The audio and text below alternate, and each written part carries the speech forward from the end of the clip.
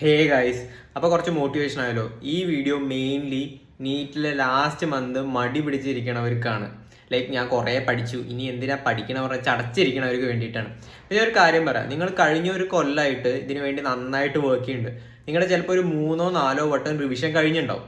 അപ്പം നിങ്ങൾക്ക് തോന്നുന്നുണ്ടാവും ഇനി എന്തിനാ പഠിക്കണം, ഇത്രയൊക്കെ പഠിച്ചില്ലേ, അയ്യേ ബോറടിക്കണമെന്ന് തോന്നണവരുണ്ടാവും. അപ്പം എനിക്ക് ചോദിക്കാൻ ഒരു കാര്യമുള്ളൂ, ഞാനും നിങ്ങളെ പോലെ റിപ്പീറ്റ് ചെയ്ത ഒരാളാണ്.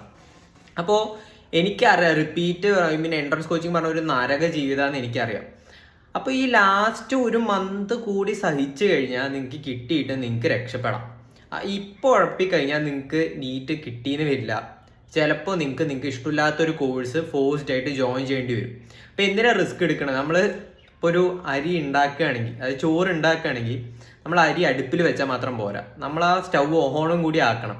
അപ്പം നിങ്ങൾ ഈ ലാസ്റ്റ് മന്ത് നന്നായിട്ട് ഓണായിട്ട് നന്നായിട്ട് പഠിക്കുക.